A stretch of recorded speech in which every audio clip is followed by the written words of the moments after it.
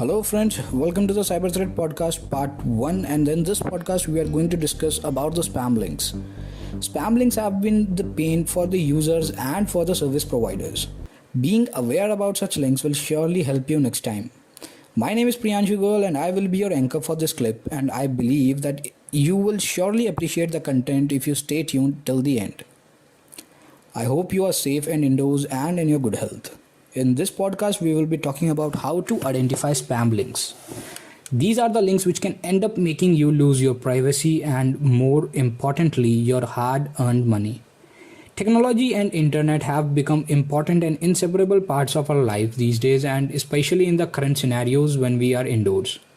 We are consuming internet services these days like never before. Thus, it becomes important to have basic understanding of the technology on which we are sailing. But sadly, lack of awareness is the main reason due to which people today ends up getting trapped. In this podcast, we will identify various type of spam links so that next time you can just avoid clicking on them. Spam links are usually forwarded with some offers to serve as a bait to the user. They will offer you premium services for free or for heavy discounts like free Netflix subscription, free recharge, free data packs, etc. etc. There has been so much advancement in the way spam or malicious links are created that even experienced users can sometimes get attracted to the bait.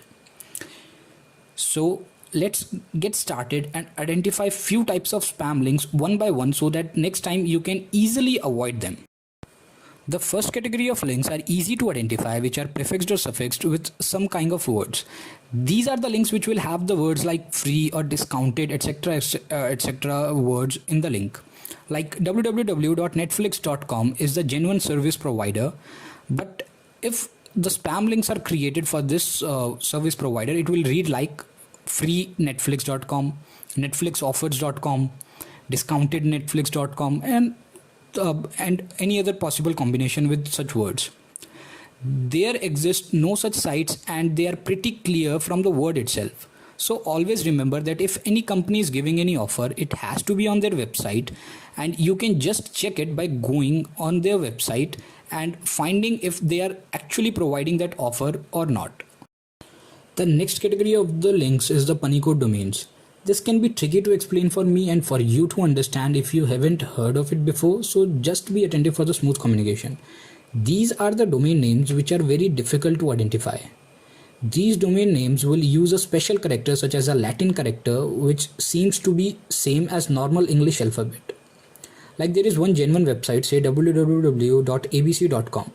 Scammers will register a domain name with the Latin alphabet A, which will have a small dot below the letter or a horizontal line above it, and thus computer will read both of these domains as a separate domain name, but it will look similar to the individual user. Because it is difficult to notice such minor symbols, especially when you click on such links in a hurry. So you need to be very careful with such types of domains. If you didn't understand it yet, just go to the website www.cyberthreat.in. There, navigate to the podcast tab and click on the spam links podcast and look for the annexure one. I have annexed an example there for the better understanding.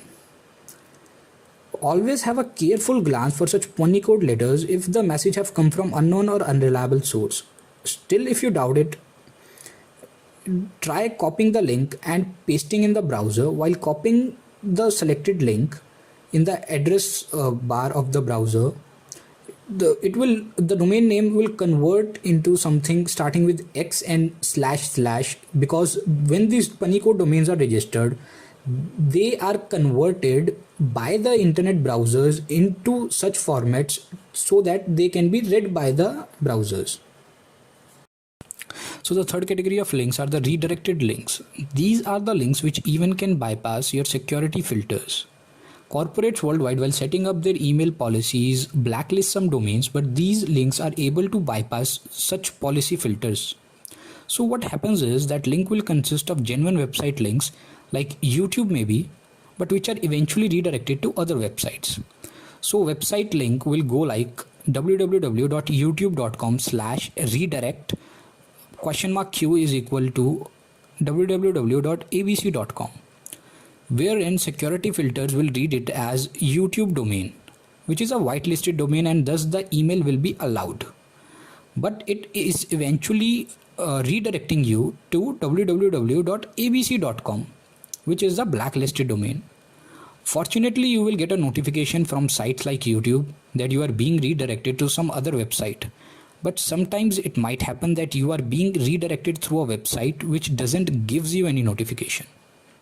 So make sure you check for words like redirect or any other complete domain name is embedded in the link, and you can check it by hovering the mouse on the if you are using desktop or laptop, you can just find out by hovering the mouse on the links.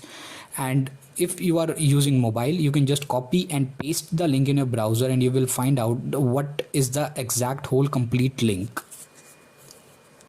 So these were the few points which occurred to me for now. I hope that it will help you, and feedbacks and criticism are most welcomed. Do subscribe to the podcast on the platform you are listening it on, or you can subscribe to podcasts and mail updates through www.cyberthreat.in. Telegram and WhatsApp link are also available on site. The link once again goes by www.cyberthreat.in.